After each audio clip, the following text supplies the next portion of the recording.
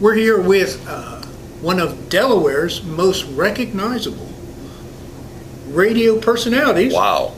Thanks. Michael Waite. And everybody in Delaware knows this. Thank you, Anthony. I appreciate that. I don't know if everybody does, but I would hope that a few do. And after 15 years of doing this, I would hope somebody's out there listening. Thank you. It's good to see you. How are you? It's great to see you. It's great to have you back on the air again. Thank you, sir.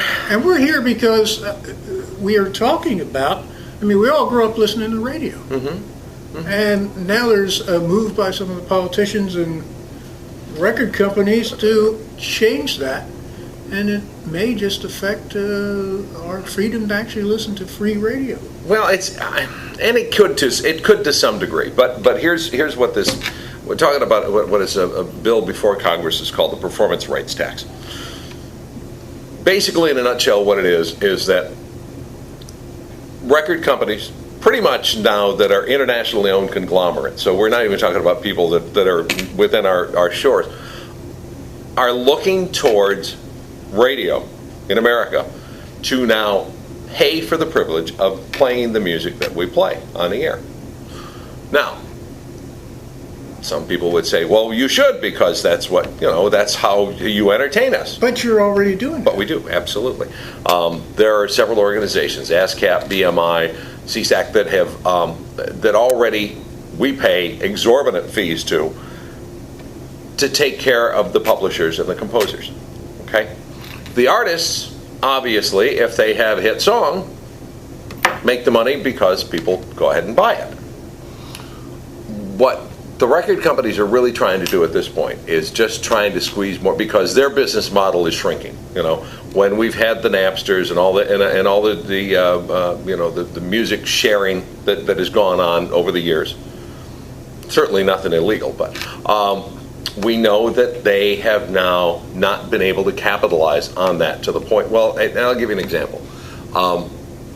Last few months or whatever, I've noticed if an album, so to speak, for lack of a better term, a full CD sells 35,000 units, it's the number one album on Billboard. All right, 35,000 units is nothing. I was just going to say that's a drastic change from the million sellers. Half million. So there was a time when albums would go on sale and sell 350,000 units in the first week. So obviously they are seeing their business, go in the toilet a bit.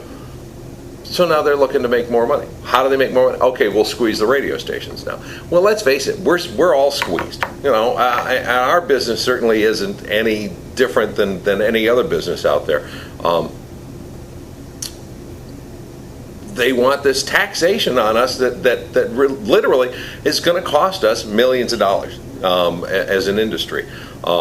It could very well put a lot of mom and pop outfits out of business completely. Yes, we provide entertainment through the radio station as primarily a music radio station. But again, historically, you've had artists through the years tell you, that's how I expose my product. This is how I sold millions of albums. This is how I sold out concert venues, because I had the support of free radio.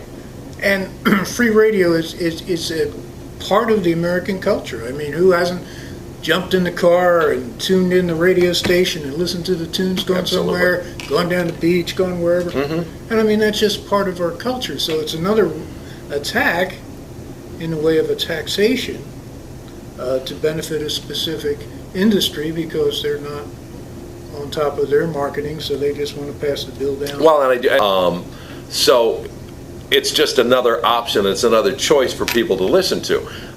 We still reach like 97% of the population on a weekly basis, and about 235 million people will have an average listening span of time on some radio station somewhere in this country at say in a given week. It's a lot of people. It's a lot of people we're reaching, and we do try to provide a service. You look at us here in Wilmington. I think we're in a unique situation in that we don't really have our own local TV station full time. We don't have, so we really are, I think, to a great degree, for lack of a better term, the passers-on of information on a local basis. Through our websites, through what we do on the air. Again, we see it on a day when we have a huge snowstorm here. Okay, we get 1 million plus hits on our website alone, just looking to see if schools are closed or whatever else. So, do we provide, I think, a valuable service in this community?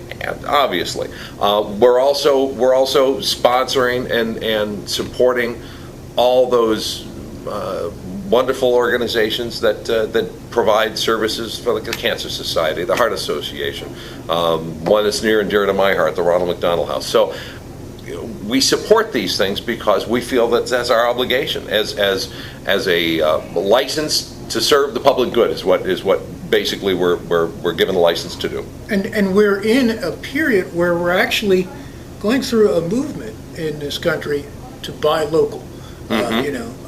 Use local services, right. Buy local produce, right. Keep the money in the community, keep the services in the community rather than giving it to some out of country or out of state corporation. Absolutely. Money leaves town. Local people have no benefit from it. Somebody else is making a profit. A lot of times it even can cost jobs, that type of thing. So in the midst of that movement to keep things local, here we come with a few organizations who are trying to just go in the opposite direction and pull everything out of town. What can we do? It's greed, okay? Yeah. It's just plain greed. That's all there is to it. Well, and think about, and again, and you bring up a good point too. We're a small business like any other, okay? Hopefully, again, returning to the community because the community has supported us. So not unlike the local guy who runs a pizza shop and maybe sponsors a Little League team or whatever else. Us, I think, on a grander scale, again, because we have this wonderful voice. We have this opportunity to broadcast to everybody basically lives in the state of Delaware, right. and beyond into Pennsylvania and Maryland and New Jersey. So, we've been given this gift. We certainly want to continue to provide that kind of information, that kind of entertainment, that kind of programming. Luckily, we have taken on a really concerted effort to let our elected officials know what's going on. There is a bill before Congress now. Looks like it's going to be at least initially defeated because we have the support of enough members of Congress that it won't go any further than that. They've already talked to Speaker Pelosi as well. We locally have spoken to Castle, to Kaufman, and to Carper, and who have all pretty much guaranteed that they will support this because they can see, again, the need for us to survive. Right. So then my question is, where can people learn more about this? It's a good question. National Association of Broadcasters is probably our biggest lobby to disseminate information about this, and it's a fairly easy website to know. It's www, obviously, .NAB, National Association Broadcasters.org, NAB.org. We'll have all the information on this bill because again, it doesn't affect just us. It affects every broadcaster in the country. So everybody that's on the dial, AM, FM, whatever else, they're going to get hit with this. So, power to the people. I want to thank you. My pleasure. For sharing this information. Always good to see you, my friend. Thank you, and thank you for giving us the opportunity to do so. Well, it's important. I certainly want to see my local radio station stay on the air. And you don't want to pay for it, okay? Yeah. Believe me, we pay for enough now. Things, absolutely, right? Absolutely. We want our radio to be free. Thank you very much. Again, Michael Waite, thank you for being on the program. Pleasure. Thank you, sir.